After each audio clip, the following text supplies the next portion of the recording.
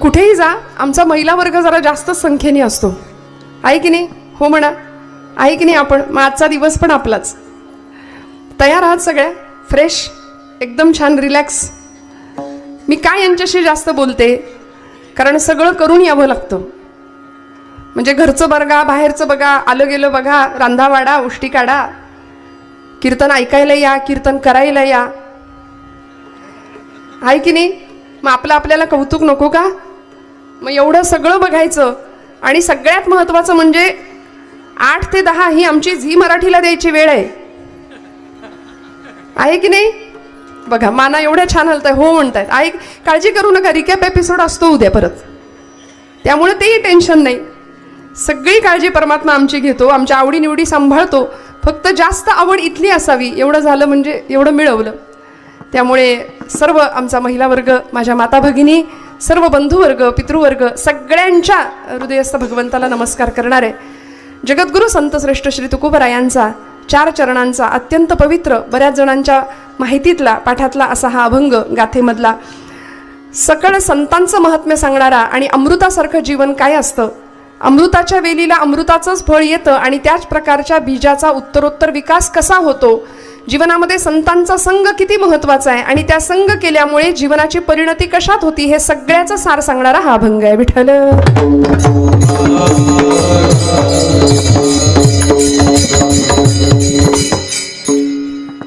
मी त्यांना आल्यापासून सांगत होते, लाऊडनेस कमी करा, लाऊडनेस कमी करा. आता एकदम छान केले. नाही तर काही ठिकाणी 60-70 वयाची माणसं आहेत, 50 ओलांडलेली, मग विनाकारण लाऊड सगळं करून त्यांच्या कानाला कशाला त्रास द्या. आपण सुद्धा ऐकू येतोय तोपर्यंत ठीक आहे, नंतर हे अजून बंद व्हायच्या आत थोडंसं शांततेत होऊ द्या, म्हणून मी तुम्हाला थोडा त्रास दिला की कमी राहू द्या सगळं म्हणून. अमरावतीमध्ये आई जगदंबेच्या या पवित्र स्थानावर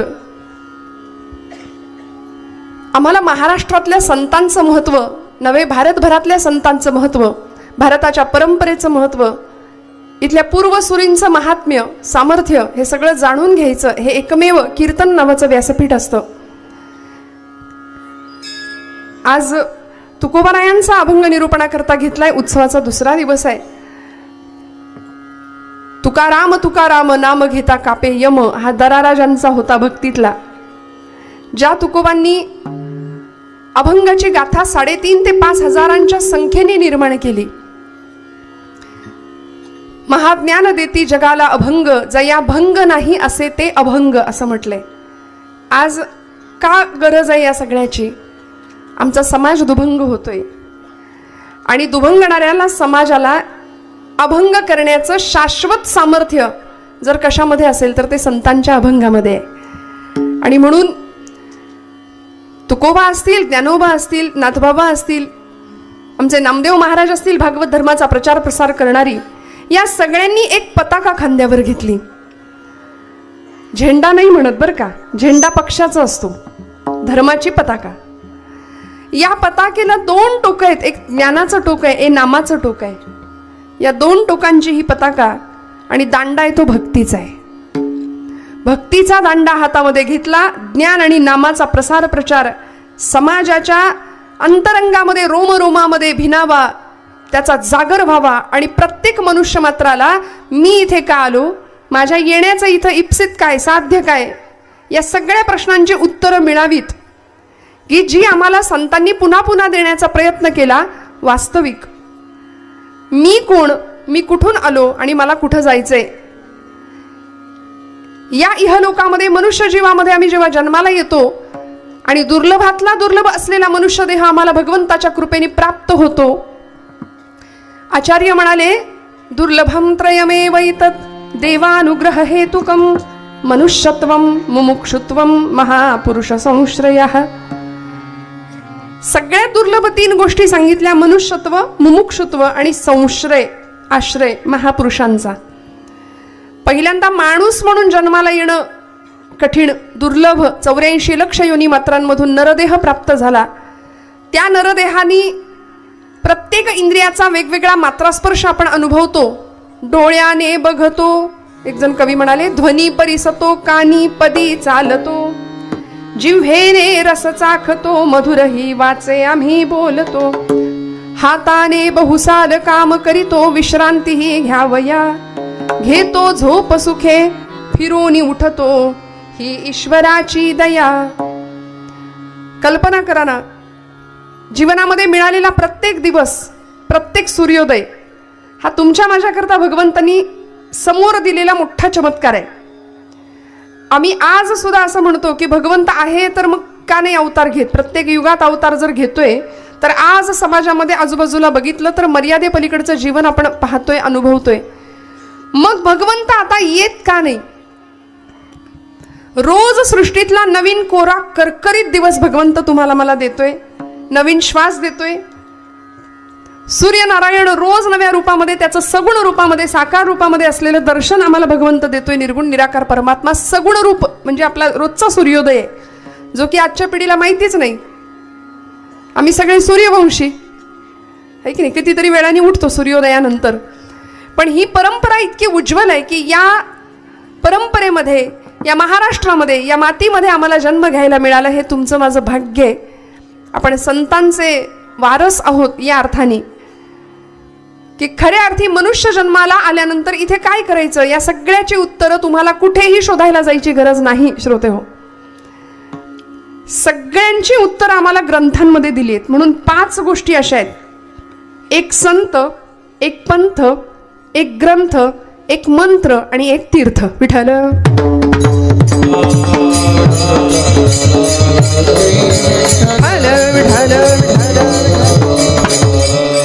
जीवनामध्ये 5 गोष्टींची असलेली कास कधीच न सोडता जर आम्ही व्यवस्थित आचरणशील या पद्धतीने जर जगलो आणि संतांनी घालून दिलेल्या मार्गावर जर जगलो, कारण यच्च यावत जीवाच्या शाश्वत कल्याणाचा विचार फक्त संतांनी केलाय श्रोते हो. तुमचं माझं सर्वतोपरी कल्याण व्हावं असं संतांशिवाय कुणालाच वाटत नाही.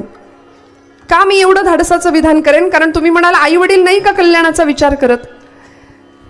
या इहलोकामध्ये आई वडील तुमच्या माझ्या कल्याणाचाच विचार करतील नाही असं नाही, पण एक क्षण असा येतो की संतांना सांगावं लागतं. विषय तो त्यांचा झाला नारायण, नावडे जन धन माता पिता. इहलोकीतली सगळी नाती बाजूला सारून अंतीचा नियंता पांडुरंग किंवा तेच नातं देवसोयरा देवसोयरा देवसोयरा दीनांचा बस म्हणाले. त्याच्यापेक्षा नातच नाही कुठलं.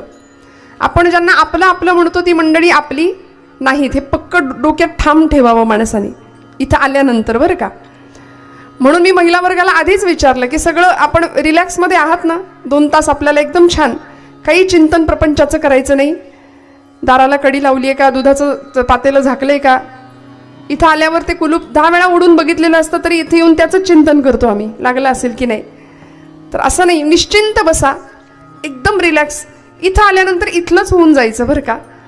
मी प्रामाणिकपणे हात जोडून आपल्याला विनंती करते की आपण कीर्तनामध्ये 2 तास, अत्यंत महत्त्वाचा वेळ ही अत्यंत महत्त्वाची आणि आपण ती इथे देतो.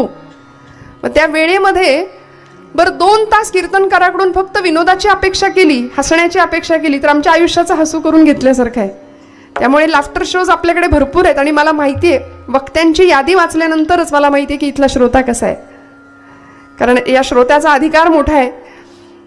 आपण सर्व गुणीजन आहात. तुकोबरायांच्या या अभंगाची अर्थपूजा बांधताना महाराजांनी संतांचं तर महात्म्य आम्हाला सांगितलंच. 3 दुर्लभ गोष्टींमधली महापुरुष संश्रया ही आचार्यांनी सांगितलेली गोष्ट ती आज दुर्लभ होऊन बसली. संत आम्हाला शोधावे लागतात. सज्जनता नाहीये का समाजामध्ये? आहे, पण दुर्जनता जास्त सक्रिय आहे. सज्जन निष्क्रिय झाले, दुर्जनांची सक्रियता वाढली. त्यामुळे समाजात संत, महात्मे, साधू, सत्पुरुष आता शोधावे लागायला लागले. बरं, साधू साधू म्हणजे फक्त भगव्या कपड्यातला शोधायचा का? रुद्राक्षांच्या माळा, दाढी, जटा, भगवे कपडे म्हणजे साधू का? नाही.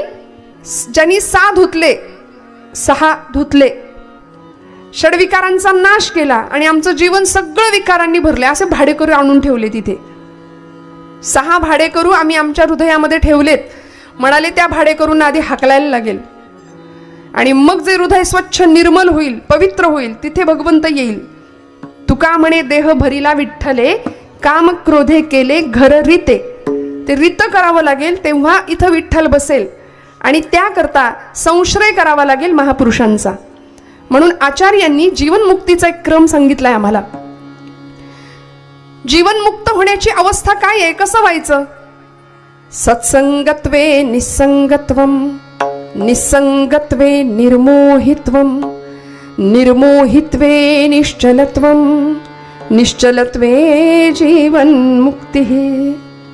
थोडा उलटा प्रवास करूया आपण. म्हणाले जीवनमुक्त व्हायचं असेल तर आम्हाला निश्चल व्हावं लागेल. आधी सगळ्यात पहिल्यांदा निश्चल व्हावं लागेल. निश्चल झाल्यानंतर आम्हाला निर्मोही व्हावं लागेल. निर्मोही झाल्यानंतर आम्हाला निस्संग व्हावं लागेल. आणि निस्संगी होण्याकरता आम्हाला सत्संग करावा लागेल. विठ्ठल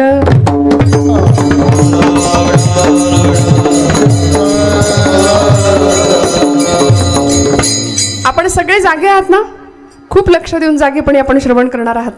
मग या सत्संगाकरता जीवनामध्ये अशा काही पुरुषांकडे, अशा लोकपुरुषांकडे, लोकोत्तर महात्म्यांकडे, पूर्वसुरींकडे डोळे उघडे ठेवून आम्हाला बघायला लागेल की ज्यांनी आम्हाला निरंतर जागवण्याचंच काम केलंय. निरंतर. कारण तुम्ही म्हणाल आम्ही झोपलोत का? आत्ता तर जागे आहोत. पण अनंत काळापासून ही चालत आलेली परंपरा की आम्ही देहानी डोळे उघडे ठेवले तरी मन आमचं निद्रिस्त आहे. आणि त्या निद्रिस्त झालेल्या, बर फार लांबचं नको, स्वातंत्र्य मिळाल्यानंतर आजपर्यंत एवढी वर्ष झाली आमच्या भारताला स्वातंत्र्य मिळून, मला खरं सांगा आजचा तरुण जागा आहे का? आम्ही जागे आहोत का? मग ते खऱ्या अर्थीचं जागेपण जे आहे ना, विचारांचं जागेपण, आचाराचं जागेपण, ते आम्हाला मिळावं याकरता संतांनी आपल्या विचारांनी इथं ही भूमी सिंचित केली, सिंचन केलं आपल्या विचारांचं. आणि आम्ही ते सगळं सोडून मानसिक शांततेसाठी किंवा आमच्या ज्याला मराठीत फ्रस्ट्रेशन म्हणूया, असं म्हटलं की लवकर कळतं, फार नैराश्य, नुसता ताण तणाव अखंड सगळं आहे हो, सगळं आहे. परवा एक आजोबा भेटले, साप पिढ्या बसून खातील एवढा होतं त्यांच्याकडे.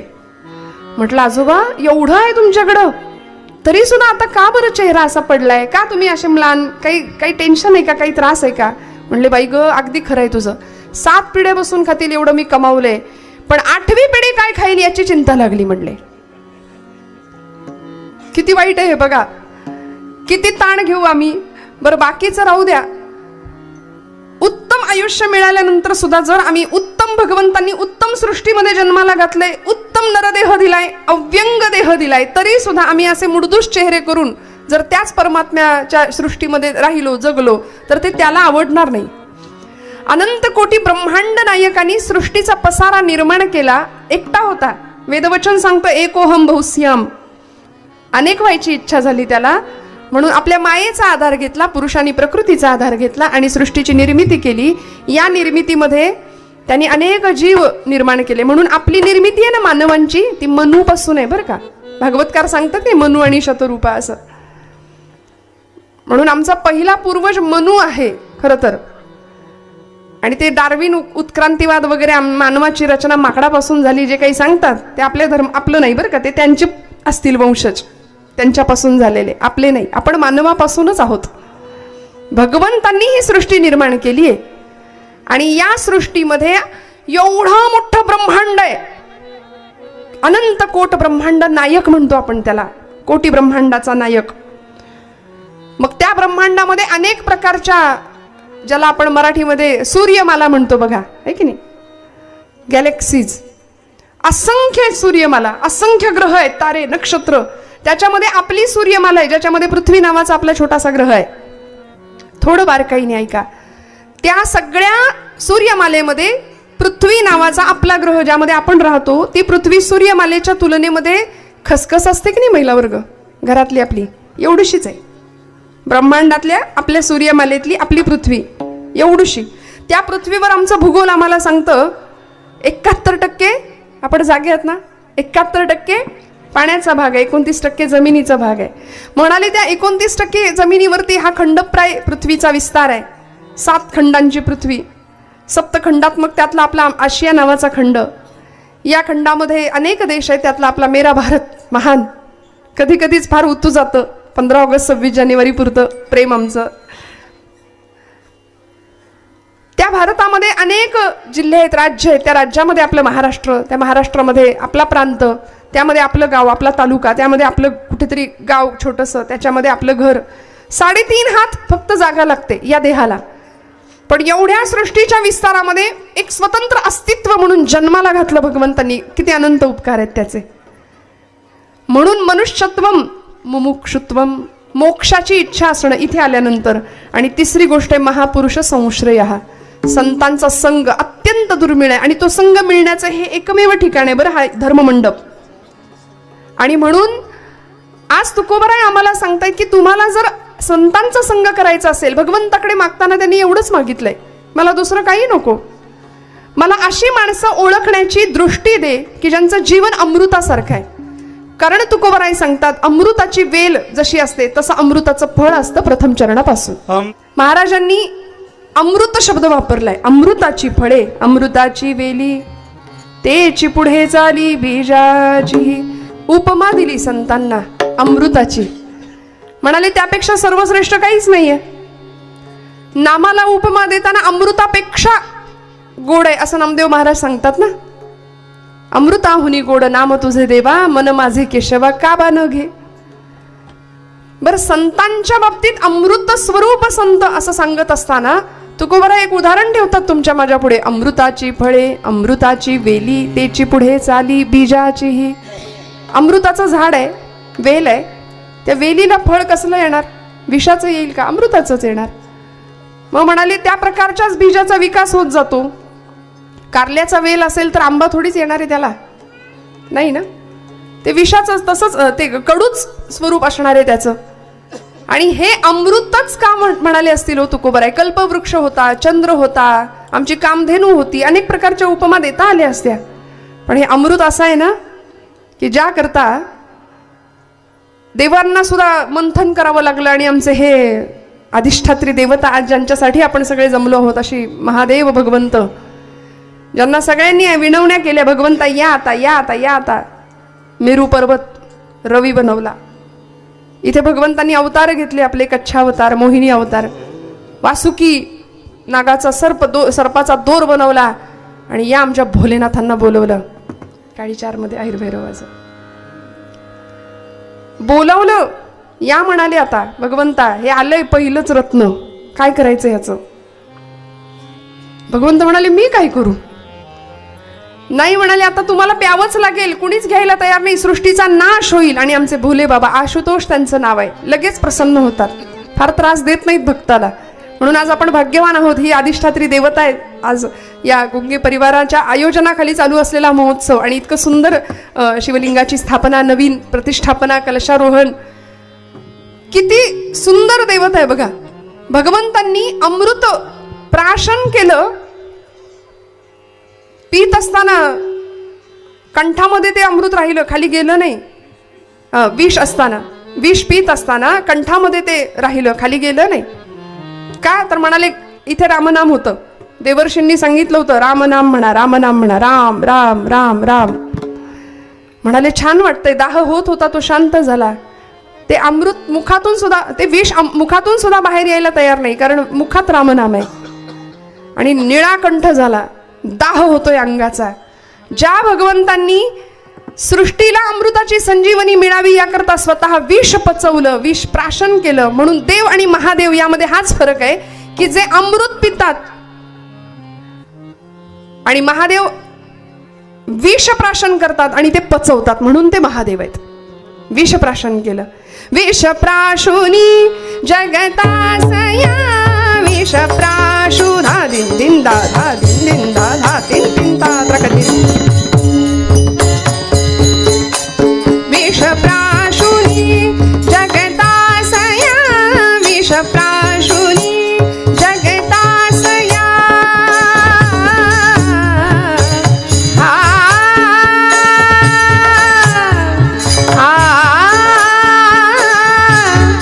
हा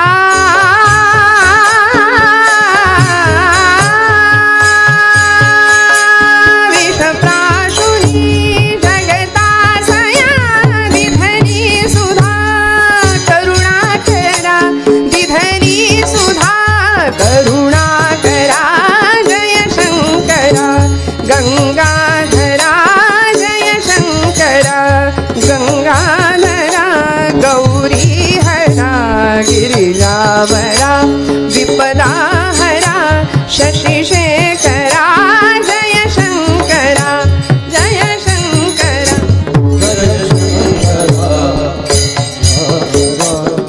ज्या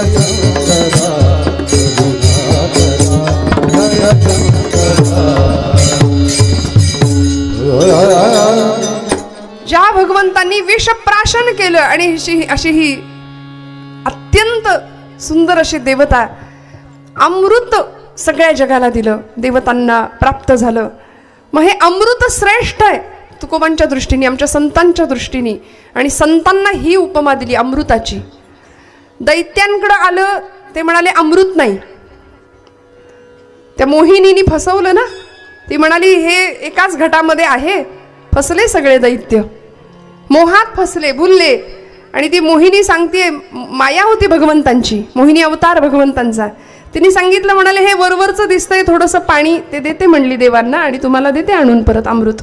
आता एका घटामध्ये असं असतं थोडीच, पण ते देवांना द्यायच्या निमित्ताने तिने देवांना द्यायला लागली. असुरांना असं वाटलं आपल्याला फसवतीये ही. आपल्या सगळ्यांना तो प्रसंग अर्थात माहिती आहे, मी विस्ताराने नाही सांगणार.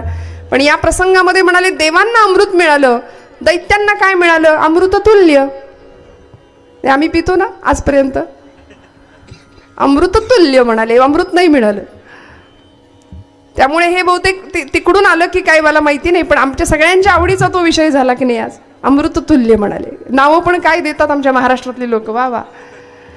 त्यामुळे असं अमृत देवांना मिळालं, देवांना दुर्लभ असलेलं अमृत. तुकोबर आहे त्या अमृताची तुलना संतांशी करतात. संत अमृतासारखे आहेत. म्हणजे परमश्रेष्ठ पद जे आहे, उत्तमातलं उत्तम जे आहे, संतांच्या पेक्षा चांगलं काहीच नाही आहे समाजामध्ये. कारण आईची भावना आहे, आईचं अंतःकरण आहे. अमृतासारखं जीवन ज्या संतांचं आहे, अमृतासारखं जीवन ज्या महापुरुषांचं आहे. बरं, अमृतासारखी माणसं ओळखायची कशी हो? समोर जाऊन संत ओळखता येतात का? कारण कलियुगाचा महिमा इतका भीषण आहे, भयान आहे. महाराज म्हणले, ऐसे संत झाले कली, ऐसे संत झाले कली, ऐसे संत झाले कली, ऐसे संत झाले कली, ऐसे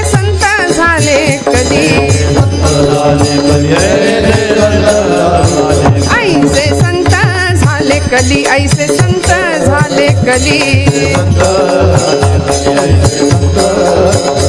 हाती तमाखूची नली, हाती तमाखूची नली, हाती तमाखूची. त्यामुळे बाह्यांगाला न बसता अंतरंग बघावं. आणि भारतीय संस्कृतीने सुद्धा बाह्यांगापेक्षा आत्म्याचं सौंदर्य फार महत्त्वाचं मानलं की नाही. कलियुगामध्ये संत ओळखणं फार कठीण आहे. महापुरुष कोण महापुरुष आहे ओळखणं फार कठीण आहे.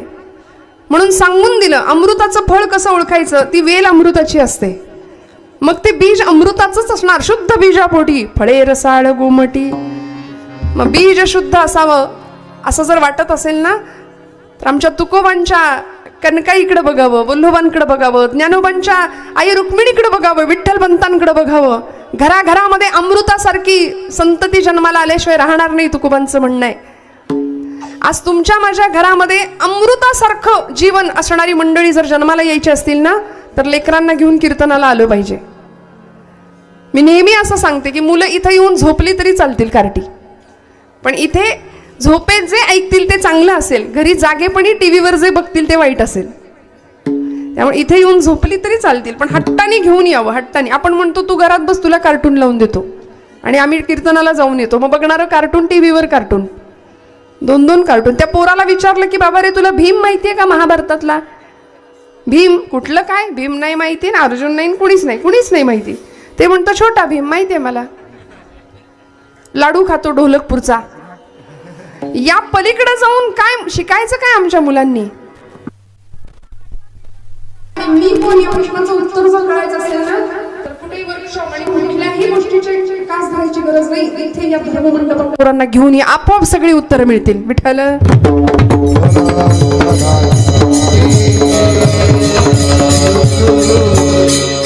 त्यामुळे तुकोबांनी अमृत कसं ओळखायचं म्हणाले, अमृतासारखी माणसं कशी ओळखायची.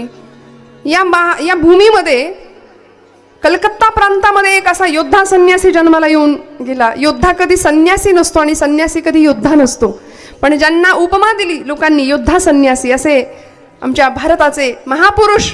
अमृतासारखं जीवन होतं आणि जगाला सांगितलं. जेव्हा परदेशात जायचे ना, तेव्हा सगळ्या जगाला सांगायचे, कारण तो धर्म होता ख्रिस्ती धर्म, ख्रिस्ती मिशनऱ्यांचा असा आचार होता. तुम्ही सगळे पापी आहात म्हणायची ती मंडळी. तुम्ही सगळे पापी आहात, ईश्वराला शरण जा, आमच्या येशूला शरण जा असं सांगायचे. त्यावेळी या महात्म्यांनी जगासमोर असा संदेश मांडला, काही काळजी करू नका म्हणाले, तुम्ही सगळे परमेश्वराचे अंश आहात, अमृतस्य पुत्र आहात असा संदेश दिला. तुम्ही अमृताची लेकरं आहात, अमृतस्य पुत्र आहात. तुमच्या प्रत्येकाचं जीवन अमृतासारखं आहे. कशाला काळजी करता? आपण सगळी ईश्वराची लेकरं आहोत. आणि हे जगाला सांगणारा तो पुत्र या भूमीचा, या मायभूमीचा सुपुत्र होता. भुवनेश्वरी आईचं नाव, वडिलांचं नाव विश्वनाथ बाबू दत्त, कलकत्त्याच्या हायकोर्टाचे सुप्रसिद्ध वकील होते. आणि या मुलाला इतकं सुंदर घडवलं, वाढवलं. 16व्या वर्षी चटकपटक बोलण्याचा गुण येतो की नाही आमच्या पोरांच्या अंगात? बघा तुम्ही, घराघरामध्ये 16, 17, 20 वर्षाची मुलं झाली की आई बापालाच विचारतात, काय केलं आमच्यासाठी? विचारतात ना, काय केलं आमच्यासाठी? आता सातबाराच्या उतारावर आमचं नाव लावा. आता काय करणार आमच्यासाठी? तुम्ही काय केलं? तुम्ही जे करता ते कर्तव्यच आहे असं उलट सुलट बोलणारी पिढी ज्यावेळी घरात जन्माला येते ना, तेव्हा मला वाटतं या अमृतपुत्राचं चरित्र, तुकोबांचं चरित्र, ज्ञानोबांचं चरित्र या पिढीला ऐकवलं पाहिजे. हे टाळ्या वाजवा जरा यांच्यासाठी. वा वा. आता ही उठणार नाही आहेत शेवटपर्यंत. तुमच्यासाठी टाळ्या वाजल्या ना, हलायचं नाही. आता मस्त गोष्टी ऐका रोजच्या कीर्तनामध्ये. रोज यायचं, रोज रोज. नाहीतर ते गाता माझी सटकली करत गावभर हिंडणारी पोरं आहेत आत्ता सध्या. वराती पुढे नाचणाऱ्यांची टोळीच्या टोळी बनतीये. लहानपणापासून जर आम्ही नाही त्यांना या पद्धतीचं सतत बाळकडू ज्याला म्हणतात ना, ते देण्याची फार गरज आहे. कसं होईल अमृतासारखं जीवन? या लेकरांनी विचारलं, बाबा तुम्ही माझ्यासाठी काय ठेवलंय मागे, काय केलंय माझ्यासाठी? विश्वनाथ बाबू होते, वडील होते, माता भुवनेश्वरी होती. आईनं सांगितलं, लेकरा, नरेंद्र नाव होतं लहानपणीचं. म्हणाले, नरेंद्रा, आतमध्ये जो आरसा आहे की नाही आपल्या कपाटाचा, त्या कपाटाच्या आरशासमोर जाऊन उभा राहा, तुला तुझ्या प्रश्नांचं उत्तर मिळेल, तू कोण आहेस किंवा आम्ही तुझ्यासाठी काय ठेवले. आणि तो खरंच गेला, आरशासमोर उभा राहिला आणि स्वतःचं प्रतिबिंब पाहिलं. उत्तर मिळालं. टचकन डोळ्यातनं पाणी आलं. आणि वडिलांना उलट प्रश्न विचारला, त्याचा पश्चाताप झाला, कारण उत्तर मिळालं होतं की खरंच इतका सुंदर देह, इतकी सुंदर देखणी शरीर यष्टी, बुद्धिमत्ता, स्वतःच्या बुद्धिमत्तेवर पूर्ण विश्वास, उत्तम कार्य करण्याची इच्छाशक्ती, कल्पनाशक्ती, हे सगळं मातापित्यांनी संस्कार स्वरूपामध्ये, बीज स्वरूपामध्ये माझ्यामध्ये कधीच पेरलंय. स्वतःच्या आचरणांनी ते बीज असं असं पुढे पुढे पुढे पुढे तेची पुढे चाले बीजाची, ते आलं ना माझ्यात. मग आता यापेक्षा आई वडिलांनी काय ठेवायचं असतं मागे? आम्हाला काय वाटतं, आमच्या लेकरांना, आम्हाला जे मिळालं नाही ते आमच्या लेकरांना सगळं मिळावं, म्हणून त्यांनी मागायच्या आधी आम्ही सगळं देतो. त्याला बाईक देतो, गाडी देतो, पैसे देतो, पॉकेट मनी देतो, मोबाईल देतो. आणि मग ते डबडा असा हातात घेऊन घरातले वडील, पिता, माता काहीतरी विचारत असते त्याला, अरे ऐक ना, अरे बोल ना, अरे हो. त्याचं तोंड मोबाईलमध्ये, तोंड वर करण्याचा सुज्ञपणा किंवा ती नम्रता सुद्धा नाहीये, अशी भीषण परिस्थिती निर्माण झाली. मोबाईलमध्ये तोंड आहे, बोलायला तयार नाही नीट. आणि मग अगदी अरे ऐक मी काय म्हणतोय असं म्हटल्यावर मग कपाळावर 100 आठ्यांचं जाळं, जणू काही सगळ्या जगाचं टेन्शन आम्हालाच आहे, काय आहे म्हणून ओरडायचं. नाही हो, तुम्हाला सगळ्या प्रश्नांची उत्तर आमच्या तरुण पिढीला मिळायची असेल ना, तर ही चरित्र आम्हाला अभ्यासावी लागतील, की जी फक्त तुम्हाला आता कीर्तनातच मिळणार आहेत, दुसरीकडे कुठे नाही या चरित्रांचं गायन वाचन होणार आहे. त्यामुळे सर्वांगीण जीवनाचा उद्धार आणि परिपूर्ण जीवन जर बनवायचं असेल तर कीर्तनाशिवाय पर्यायच नाही. आता विठ्ठल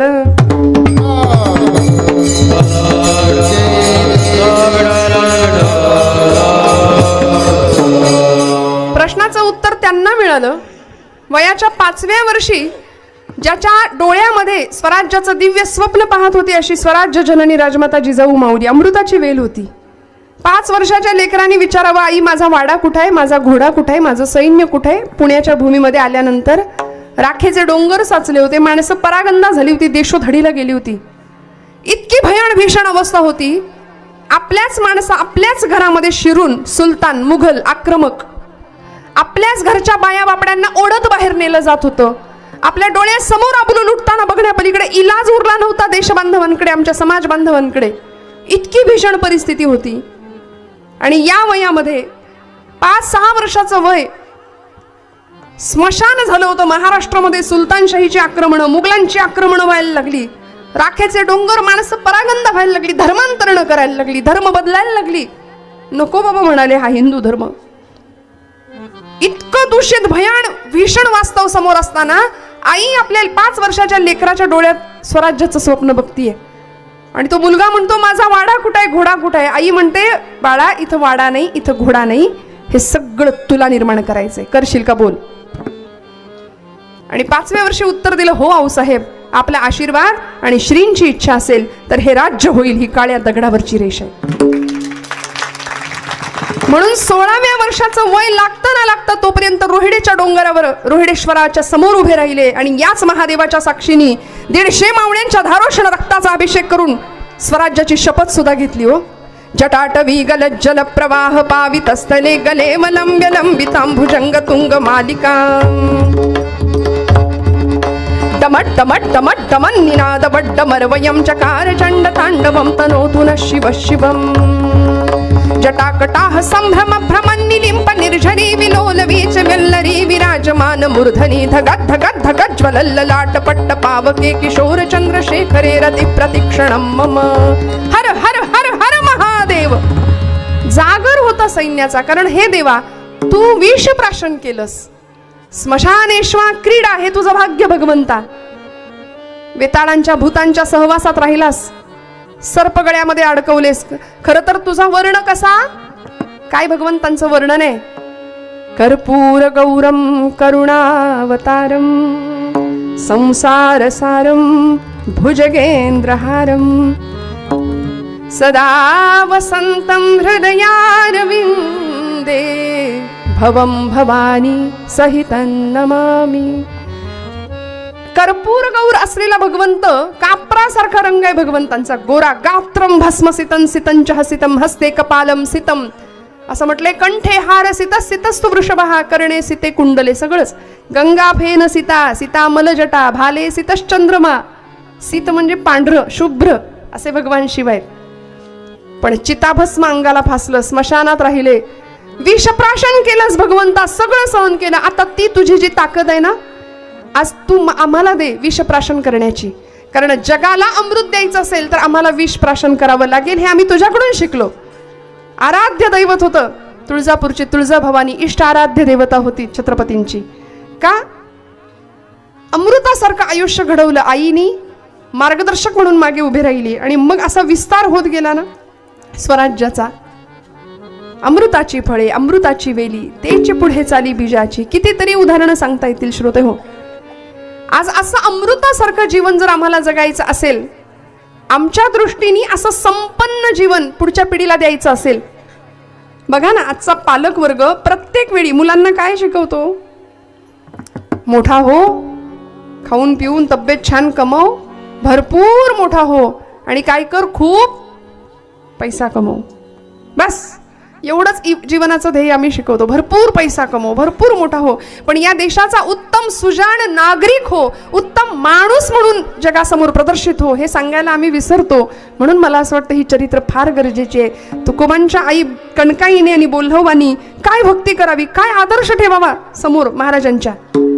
बोल्होबा असे पंढरपूरला गेले, पिढ्यांची परंपरा होती, देवाकडे काही मागायचं नाही, उभे राहायचे आणि भगवंतांनी मान खाली घालावी, ही परंपरा. आई रुक्मिणी विचारायच्या, आई साहेब का हो मान का खाली घातली. भगवंत म्हणायचे बघितलं नाही, कर्जदार आलाय दारात. म्हणायचे कर्जदार हो, सावकार दारात आलाय म्हणायचे, सावकार. आणि सावकार दारात आला की कर्जदारांनी मान खालीच घालायची असते. भगवंत असे मान खाली घालून उभे, कारण इतकं कर्ज आहे या मंडळींचं माझ्यावर, नामाचं भक्तीचं ऋण आहे. दिवाळखोर नारायण त्याला बहुतांचे ऋण असं म्हटलंय महाराजांनी. ऋण फेडण्याकरता आला अवतार घेतला, पण कर्जबाजारीच झाला भगवंत. इतकं भक्तीचं ऋण भगवंत भक्तांचं वाढलं की काही मागितलंच नाही भक्तांनी भगवंताकडं, काही नाही. आमचं तसं आहे का हो, आमची लिस्ट भली मोठी असते आणि दिलं तरी झोळी फाटकीच कायम, कितीही द्या कितीही द्या. सकाम भक्ती आम्ही करतो, पण संतांना निष्काम भक्तीचा पाठ घराघरातनं दिला होता. बोल्होबांनी काहीच नाही मागावं. पुढच्या काळात तुकोबांना म्हणायचे, पांडुरंग परमात्मा तुकोबा तुझ्या अख्ख्या पिढीत विश्वंभर बुवांपासून आजपर्यंत कोणीच काहीच नाही माझ्याकडे मागितलं, तुकोबा तुम्ही तरी काहीतरी मागा. महाराज म्हणायचे, माझ्या वडिलांची मिराशी गा देवा, तुझे चरण सेवा पांडुरंगा.